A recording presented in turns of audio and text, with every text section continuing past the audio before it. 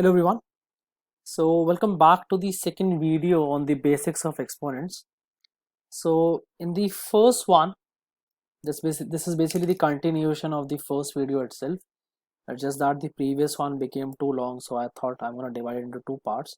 So in the first video, we first went through the basics of exponents. I'm going to show you that slide also. So this is what we'll discuss in the basics of exponents. Typically, we'll discuss couple of properties, majorly 6 of them. Okay, so 1 2 3 4 5, as you can see on your screen. And once we were done with that, then we were basically discussing questions pertaining to these properties or questions pertaining to these basic rules. I believe that in the previous video we have already discussed 5 questions, and in this one we'll be moving on from there. All right, so without wasting much of your time, let's start with the question number 6 on the basics of exponents. Let's begin. So question number 6 is, you need to simplify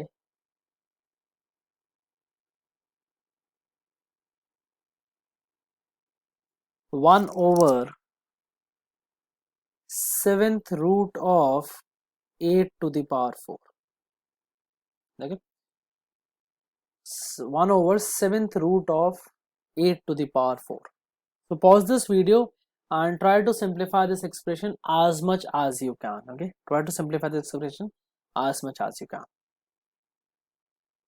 Alright, so I believe you guys must have all tried. So let's start with this one. So I have 1 over 7th root of 8 to the power 4. So I can rewrite this as 1 over 8 to the power 4 whole to the power 1 by 7. How come? I am using this property, that is property number 5. That is mth root of a is 8 to the power 1 by. And then our favorite property, that a to the power m whole to the power n is a to the power m into n. So this will become 1 over 8 to the power 4 by 7.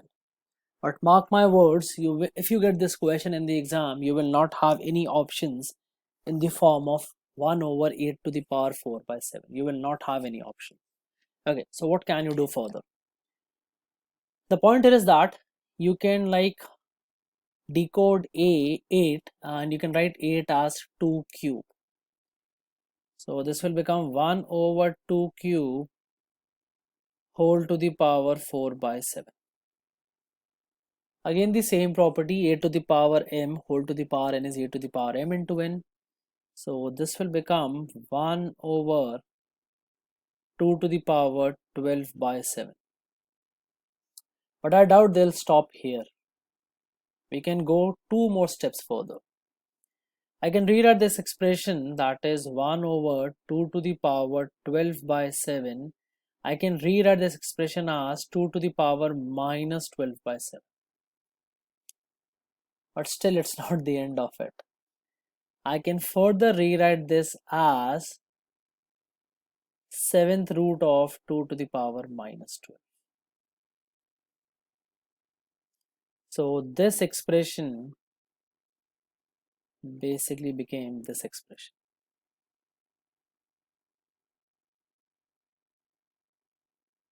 Or you can make this more complicated also. If you want to do that, it's completely up to you, it's your call. Like I can make this as, if it is 7th root of 2 to the power minus 12, I can write 2 to the power 6 whole to the power minus 2. So this will become 7th root of 64 to the power minus 2. The point is, there is no end to it. You can go as long as you want to, it's completely up to you. But I believe that in the exam they should stop at this point. There is no point going further. Alright, so this was question number 6 for each one of you. Let's move on to the next one.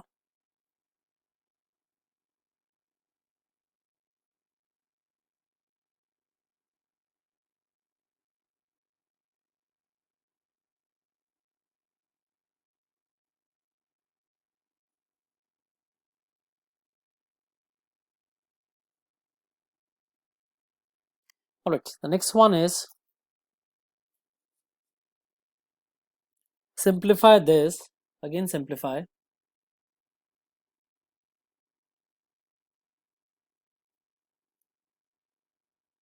x to the power 35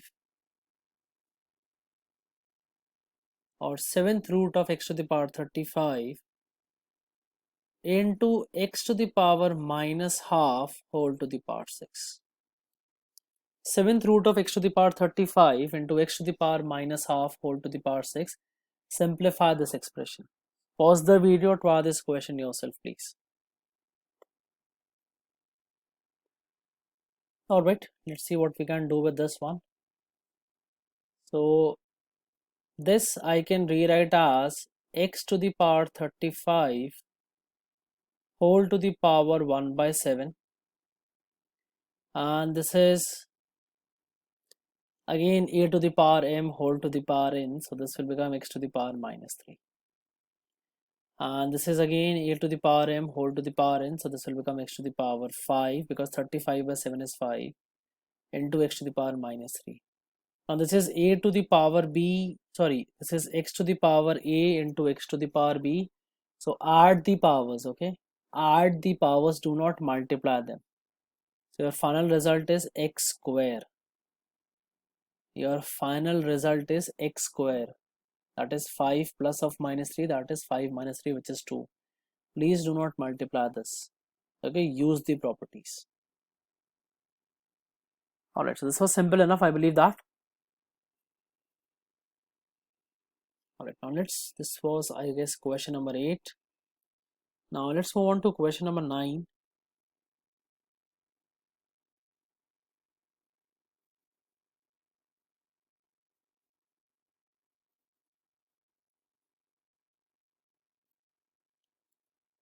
Alright, so question number 9 is, you need to compare two quantities and you have to tell me which one of them is greater. So you have minus 42 to the power 31 and 42 to the power minus 31. And let me do one thing, let me make this bit more confusing. So I have this is first, let's call this A, let's call this B, and C is minus 42 to the power 31. Okay, so you need to put them in ascending order.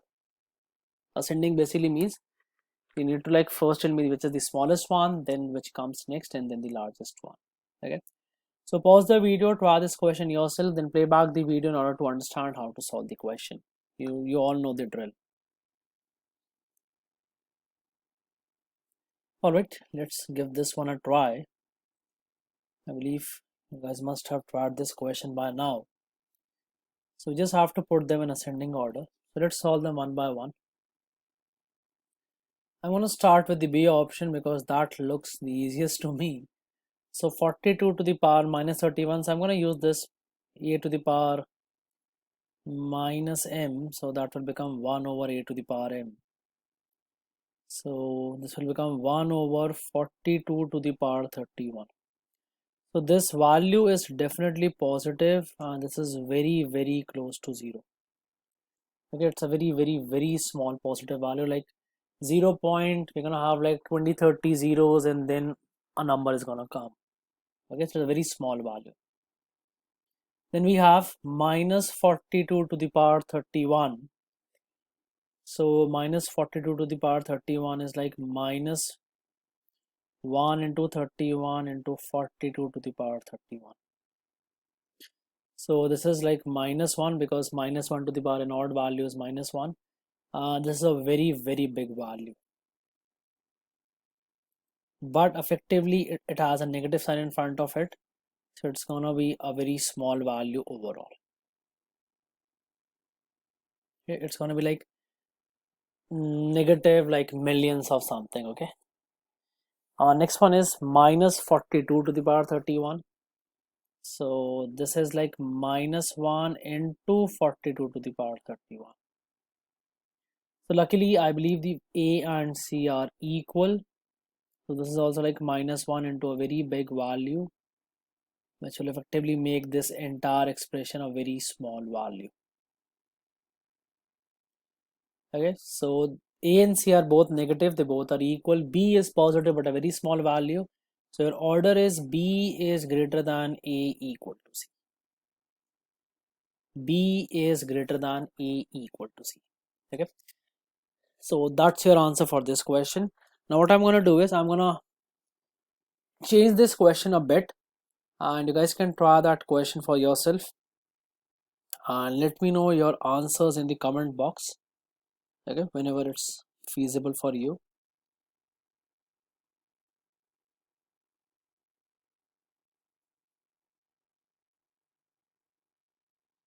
I'm going to do a small change, that's it, okay, a very small change.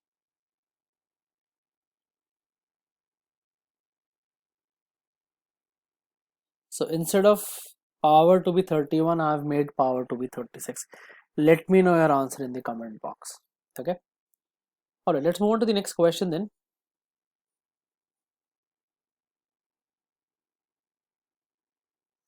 Let's see what question number 10 is. So question number 10 is if p to the power minus 2 is equal to 4 to the power minus 1 and q to the power 3 is 27 to the power minus 3, then find the value of p into q. Then find the value of p into q. So pause the video, try this question yourself, and play back the video again in order to understand how to solve this particular question. Alright, let's try this one. So half p to the power minus 2, which is 4 to the power minus 1. So what can I do? I can rewrite my expressions. P to the power minus 2 is 2 squared to the power minus 1. So p to the power minus 2 is 2 to the power minus 2. So again, one more thing which you need to know, let me explain you that. If you write something as a to the power m is equal to b, okay, then this can be written as a is equal to b to the power 1 by. So again, how did I go from here to here? What I did was I took both the expressions to the power 1 by m.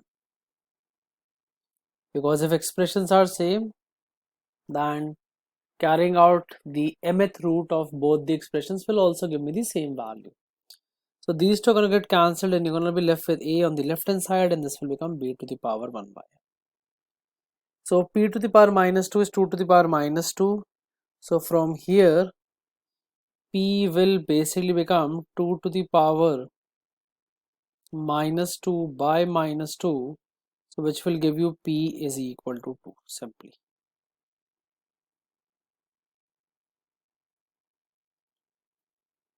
Alright, second one is q to the power 3 is 27 to the power minus 3. So q to the power 3 is 27 to the power minus 3. So q will become 27 to the power minus 1, which is 1 over 27. So what is p into q? That is 2 into 1 by 27, which is 2 by 27. And that's your final answer for this question number 10.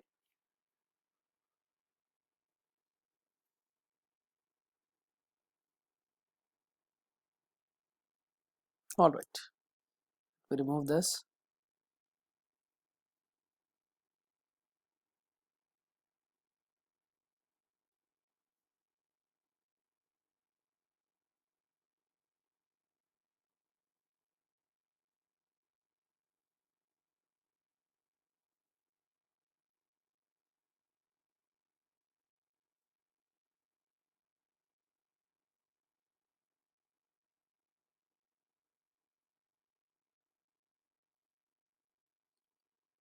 Okay, next one is that is question number 11.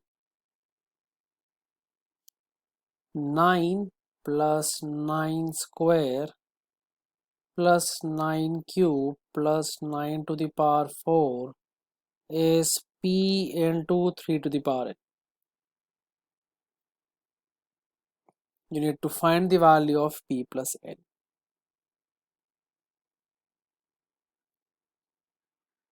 Alright, so let's see what we can do with this one. So I can take 9 common, and this will become 1 plus 9 plus 9 square plus 9 cube. So that is 9, 1 plus 9 plus 81 plus 729. So that is 9. So this is 90 plus 730. This will become 820.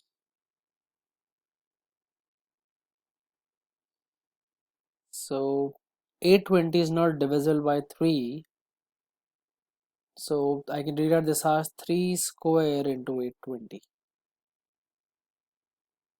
You can compare this with p into 3 to the power n.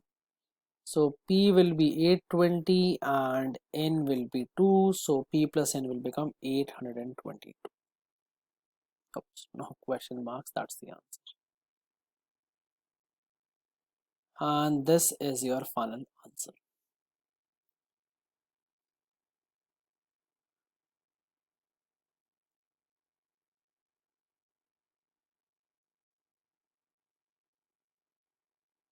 Alright. So these are like the basic questions which you need to know. And there will be difficult questions also, no doubt in that. So as far as these first 6 basic principles are involved, these are the types of questions which you can expect in your exam, right? Alright, so now we'll be moving on to the next part, which is the important results. Now there are some particular results or peculiar results which you need to know, which will like make your life easier while you're solving questions based on exponents. Okay, so let's see. So first one is, if a to the power b is equal to 1, then you need to find the value of a and b. If a by b is equal to 1, then you need to find the value of a and b. What are the conclusions pertaining to a and b if a to the power b is equal to 1? Okay, now understand this expression is very important. So they can ask you this expression in various different forms in the exam. So conclusion number 1 is, if a is equal to 1, then b is any number.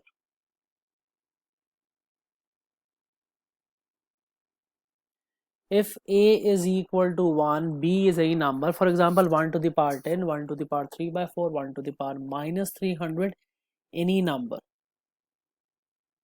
Any number, okay? Whether a fraction, whether negative, whether positive, it doesn't matter. 1 to the power any number will always give you 1, even if it is 0. Okay, 1 to the power 0 is also 1. This is conclusion number 1. Remember this.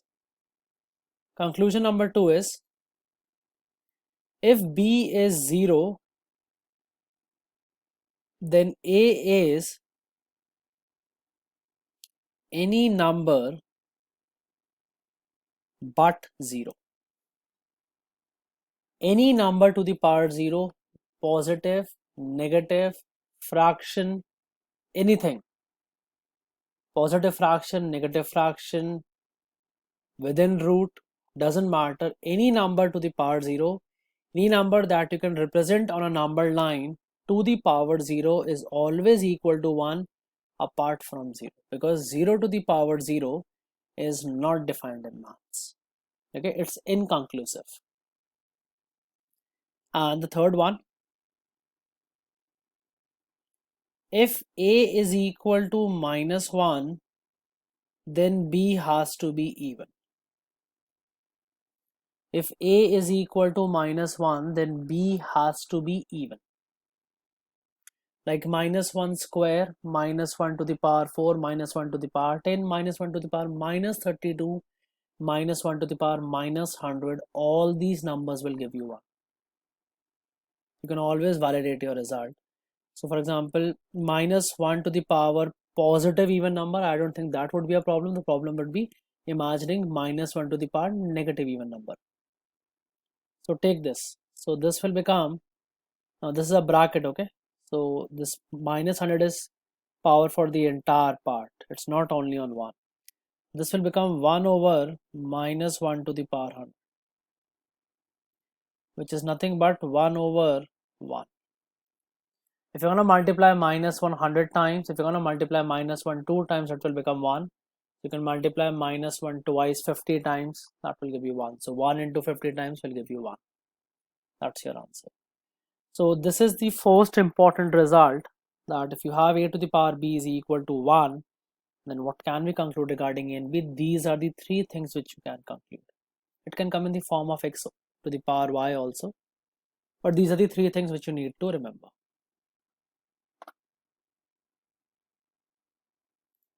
Okay, second result. This is my favorite in this chapter. Second result is, okay, let me put this in form of a question. If a plus b is equal to 10, then find the maximum value of a into b. Then find the maximum value of a into b. If a plus b is equal to 10, then find the maximum value of a into b.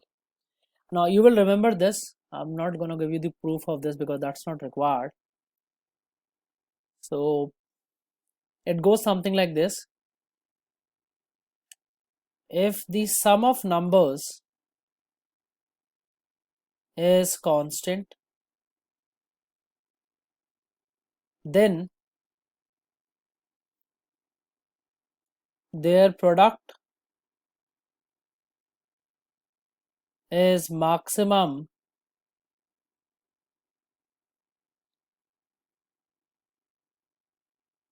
when the numbers are equal. Okay, it's a very important property. Remember this. It's a very important property. So I'm going to give you a proof of this. The proof, not a proof, I'm going to give you a hint if you want to know the proof of this. The proof of this expression comes from the fact that arithmetic mean is greater than geometric mean. And interestingly, there is no proof for that. Okay, so that's something that is based on evidence or based on couple of numbers and experiment. Okay, anyways, don't go into that.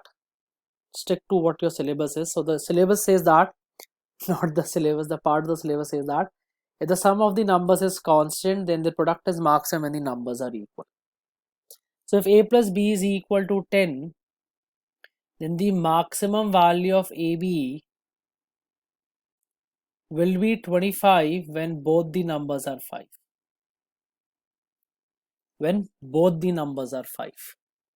Now there is one more thing apart from this which is more interesting and based on which you do get a question in the exam. That is, if you keep on going further from the mean value or from the value which is like equal for the numbers, your product starts to decline. So what I mean by that is, if a plus b is 10 and if you take a to be 5 and b to be 5, the product is maximum, which is 25. If you take the numbers to be 6 and 4, they will become 24. If you take it to be 7 and 3, they'll become 21. If you take it to be 8 and 2, they'll become 16. If you take it to be 9 and 1, they'll become 9 and so on and so forth. So the further you go from the mean value or the average value or the value where the numbers are equal, the further you go away from that, the lesser your product becomes. This is also important. So what type of question can you get from this? Try and understand.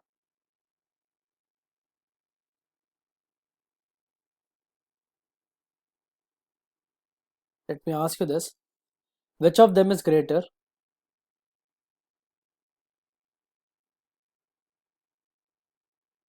This is first one, first expression. And this is the second expression. Root 1110 plus 90 and root 111 plus 89. So I'm going to solve this for you. Okay. From the next time when you see a question like this, and a blink of an eye, you'll be able to mark your answer. And I can guarantee you that 1 second, that's it, your question is done. Now understand the conventional way first, okay? And then I'm going to link this question to this property that we have just discussed, that when the sum is constant, the product is maximum and the numbers are equal. So how do you solve this? The conventional way says that you're going to square the sides, you're going to square the expressions, because we can't compare them when the root is on. This will become 110 plus 90, and this will be 111 plus 89, and sorry, there will be 2 root 1110 and root 90 also, and plus 2 root 111 into root 89 also.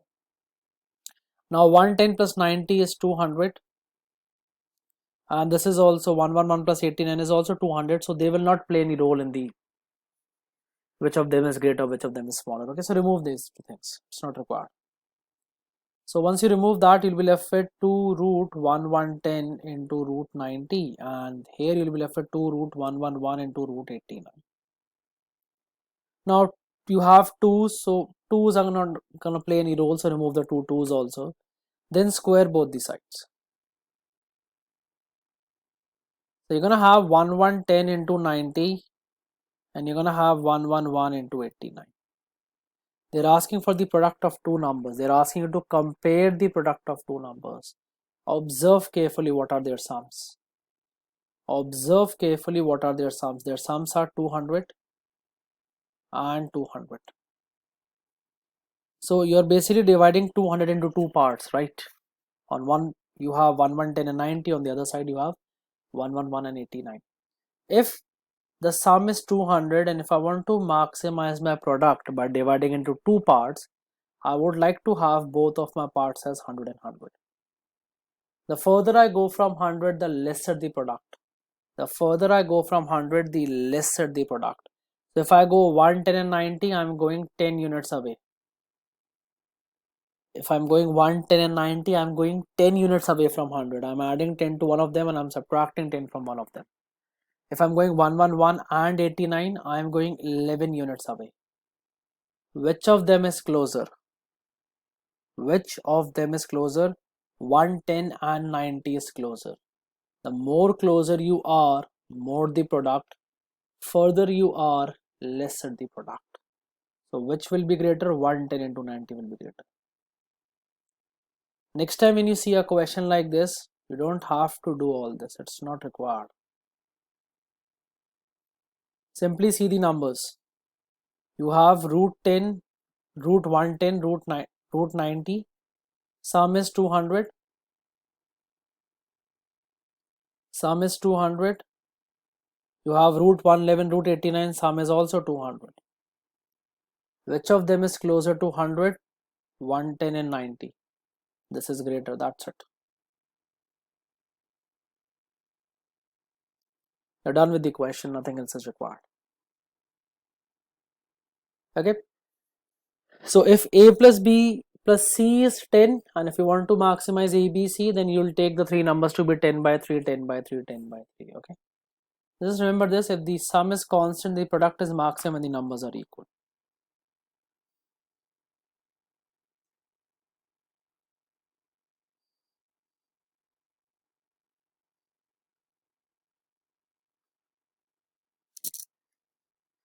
All right, let's move on.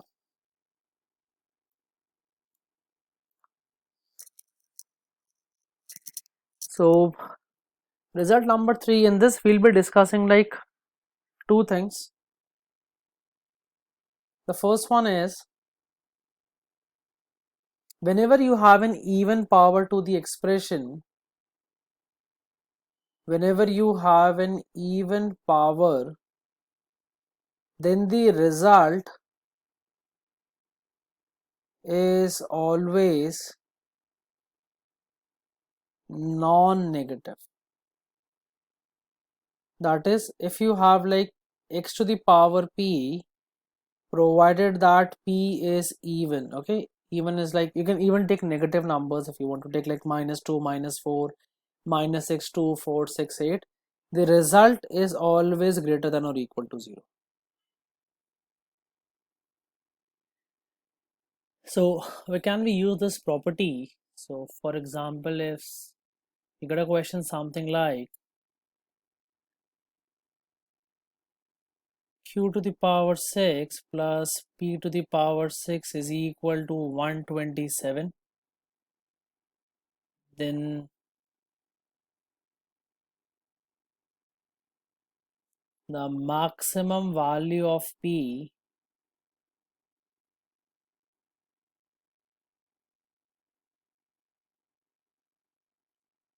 lies between which two numbers or which two integers, or let me make this more appropriate, which two consecutive integers.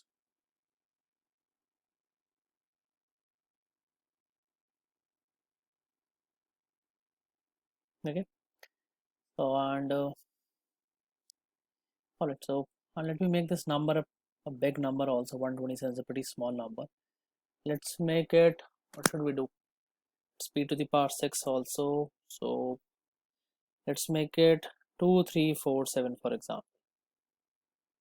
Okay, now what you need to understand here is that it's not about these numbers. What's important is you should realize that you have an even powers, right?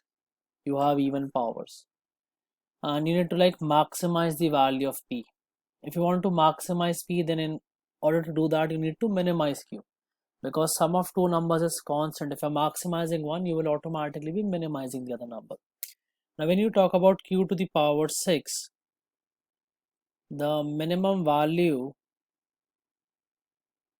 is 0, which means p to the power 6 will automatically be 2347,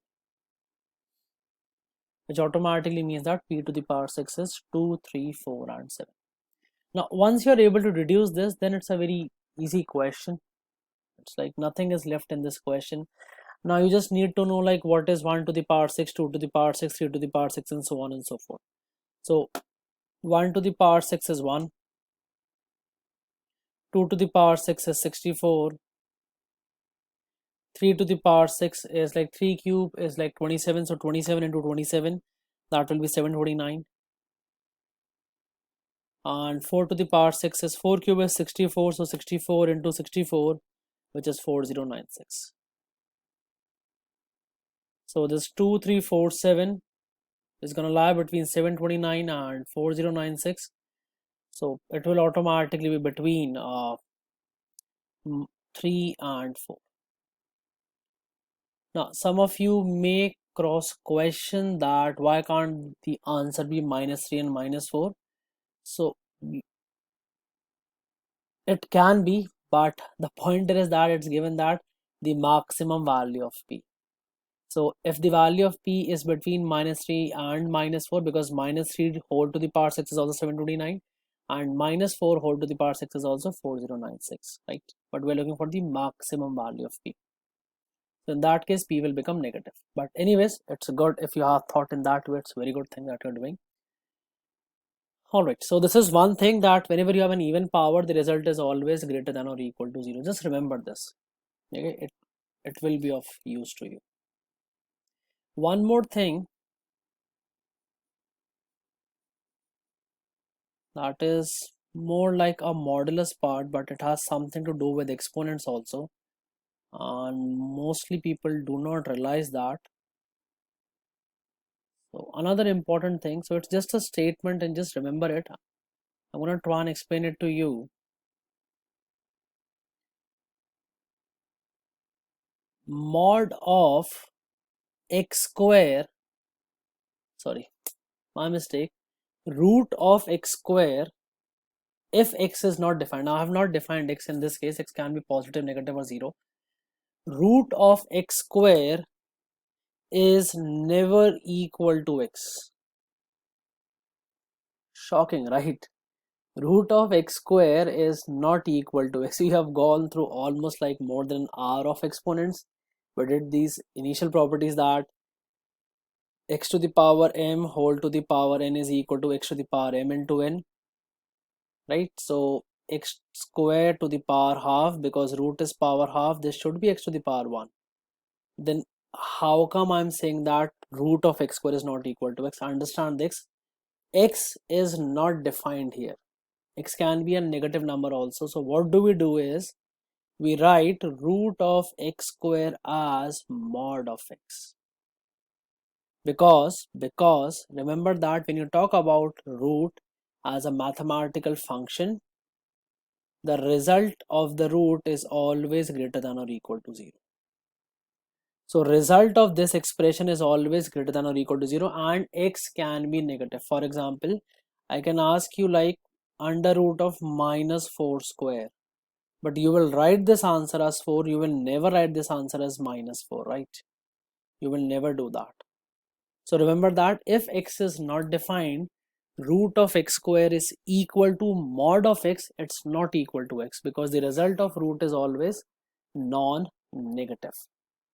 The result of root is always non-negative. Remember this. Alright, so let's do one thing. I've already crossed like 30 minutes.